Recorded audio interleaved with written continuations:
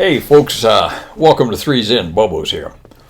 So we're going to take a little bit of break from formation, and I'm going to talk to you about a T-37 accident we had at Vance when I was the chief of safety in 1978.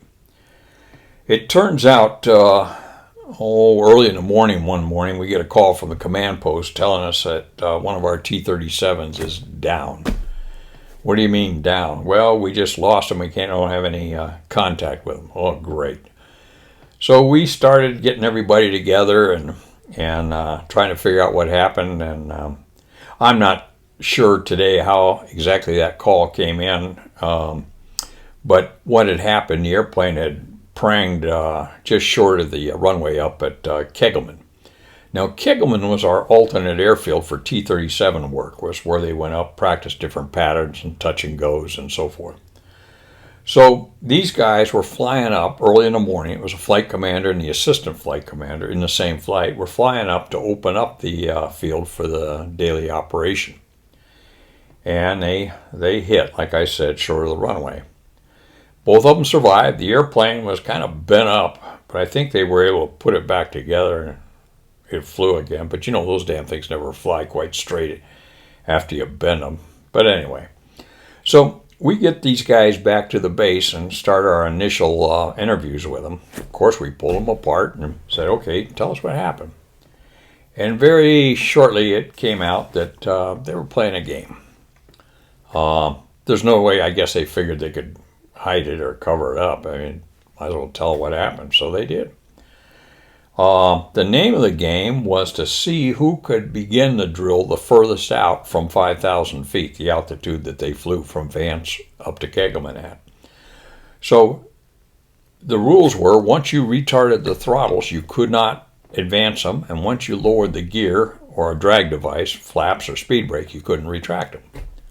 And the idea was to see who could begin that drill with the existing winds and land. Simple enough. But really, the tweet doesn't glide. It glides okay, but not that well, especially with everything hanging out. So down they came, and unfortunately, 19 feet ashore of the runway, they found the grass. So that's kind of what happened. And Mikey was doing the interviewing for the most part. And when he talked to the assistant flight commander, he said, okay, he said, since you were not flying, he said, why don't you tell me what you saw outside? And the guy says, well, he says, I really don't remember seeing anything outside. Mikey thinks to himself, great. What'd you see inside? He says, well, I wasn't looking inside either. What the hell were you looking at? And he says, well, I don't know. He says, I saw we were coming down at a good clip, so he says, I just kind of hunkered down and closed my eyes. And then we hit. Well, okay, fine. So, with a little bit of that knowledge, we backbriefed the wing commander, and boy, was he livid. We'd gone 4.5 years without a major aircraft accident.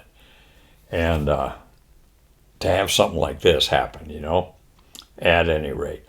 Colonel Magner calls down to headquarters ATC and says, okay, this is what happened. Pretty well got it figured out. He says, if you don't mind, we'd like to conduct the local investigation here. He says, I don't think there's much to it.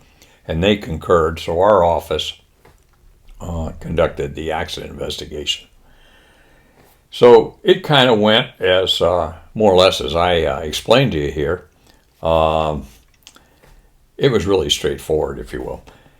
And as it turns out, the question comes up, why were they flying up there when Kegelman, maybe somebody can help me here in the comments. It's not very far from Vance, probably 20, 25 miles, maybe, I don't know. But at any rate, they used to drive, as it turns out, they used to drive up there. Until one winter, somebody drove the damn truck off into a ditch or hit a tree or something. And somebody said, look, we're going up there to open up a flying operation. Why don't we just fly the tweet? Okay, fine. But then they got to digging even deeper behind the truck, and they discovered that before they took the truck, somebody had pranged another tweet on the way up there. So it was just a continuous cycle going, airplane, truck, airplane. But this time we kept the airplanes flying up there. We just knocked off the game and everything went fine. At any rate, I did not follow what happened to these two guys' career. I don't think that either one of them went very far after this. Colonel Magner did not take that, did not take it lightly. And the accident board came out with the findings and the causes, as you might expect.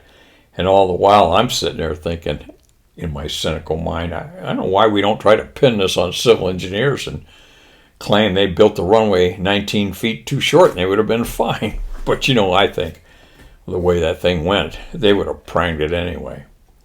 Just a sad state of affairs to go 4.5 years and almost make that coveted 5-year mark for what it's worth, and end up pranging one that you didn't have to.